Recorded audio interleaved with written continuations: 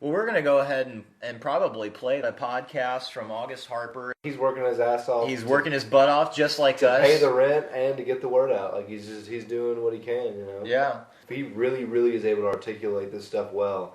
I think as much as it is a natural ability, he really studies this stuff and he really looks into it. And I feel like he's not just doing it for him.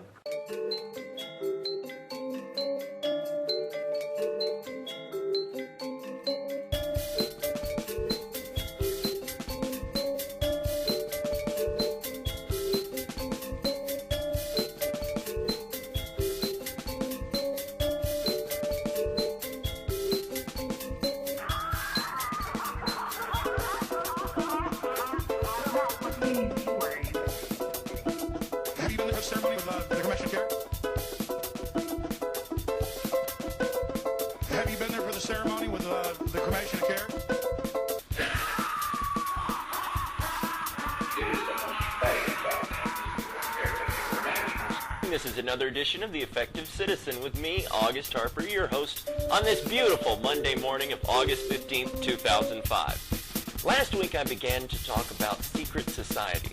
I briefly covered a few of the most basic societies whose power and influence change government policy and dominate the financial markets. These families began several years ago amassing wealth through various means, both legitimate and fallacious. Though the latter seems to have been the most profitable, which is why it is still going on today. These organizations maintain anonymity, yet meet with world leaders and discuss the formation of a new world to absolutely no media attention. They meet directly with our president and heads of state, sign agreements and make decisions for our future without our consent. One of these very same meetings is taking place currently in Sonoma County, California, at what is referenced to as the Bohemian Grove. The Bohemian Grove has been a well-publicized secret men's club for decades now. Only the upper echelon may attend, with the exception of a few rugged artists and musicians who are forced to pay their dues to the membership by panhandling songs to the kitchen staff and other subordinates. A method designed to undermine the will of the creative. You see, these powerful men are jealous of us, of our creativity, our will, and our undying spirit, devotion. Some might say the dynamic human spirit, which refuses to submit. In order for these talentless fear-mongers to exist, they must allow these few artists into their fold due to an agreement written in the annals of Bohemia, the club's clandestine newsletter. The original charter of the Bohemian Club was to be one of a retreat, where many artists and musicians, writers and scholars could go and sit amongst the tall redwoods and share their love of nature and humankind. Whether these annals were meant as a cover for a more sinister, ritualistic cult following, or an honest appraisal of their intentions is unknown. However, what is known is that the waters of the Russian River are poisoned with their betrayal time and time again of the public interest.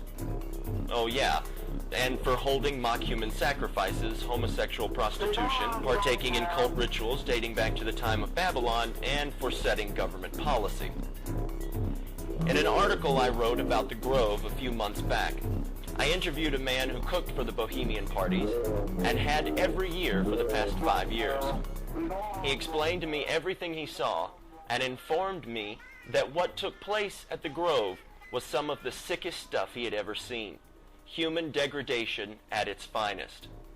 Whereas no women are allowed into the Bohemian Club, this depravity goes on between a group of 2,500 men, comprised of world leaders such as Henry Kissinger, George Shultz, S.D. Bechtel, J.R. Thompson Watson Jr., Phillips Hawley, William Casey, and Ralph Bailey, A.W. Clausen, Walter Cronkite, and President George W. Bush, his dad, who have their own private cabin, referred to as the Hillbilly Camp.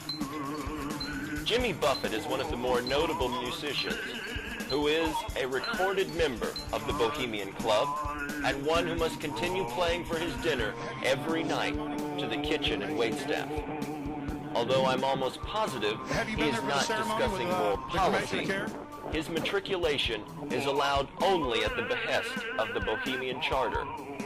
And even though Jimmy isn't necessarily involved in world policy, it is being set there and continues unabated to this very week. It is the most faggot goddamn thing you will ever imagine.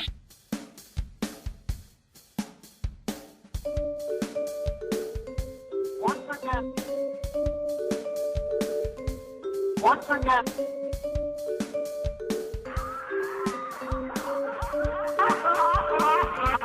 I don't believe Wayne.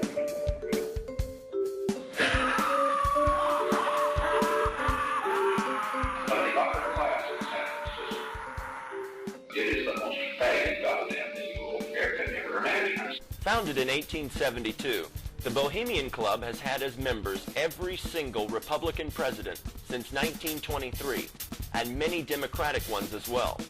Richard Nixon, Jimmy Carter, and Ronald Reagan, just to name a few, as well as Bill Clinton and California Governor Arnold Schwarzenegger, who has been attending for some time due to his father's exceptional background as an SS Waffen, or secret police for the Nazi Party. This group of men have some very high connections with ruthless people who have questionable backgrounds. The setting of secret government policy aside, ceremonies involving mock human sacrifices intended to evoke a cremation of care or a removal of one's sympathy for fellow human beings are portrayed under the cover of night, while willing participants dress in black robes and worship a 40-foot statue of an owl. The statue represents the Canaanite deity Molech, a great horned creature with cloven hooves and reticulated claws. Now you know this sounds silly, but it is an actual account of what goes on during the ceremony. And I might add, these guys actually believe in this stuff. How could these men continue unabated for over 100 years, away from the scrutiny of the public eye, this supposedly sharp and investigative tool? I think a lot of it has to do with public discernment. The public simply does not want to believe that their world leaders are not acting in their best interest, nor are they following the transparency of government. Also, the media has done an excellent job of covering things up. David Rockefeller once mentioned in a speech he gave at the National Press Association that he was pleased with all the work that the media did for him in keeping much of their agendas a secret and maintaining full confidentiality of all the members involved with the planning of our lives. This is the very essence of the problem which faces Americans today: complacency and a sense of apathy. Either we do not want to believe the materials presented to us, or we simply don't care. Perhaps that cremation of care is working after all, but is intended for the minds of everyone else. That is why we do not care.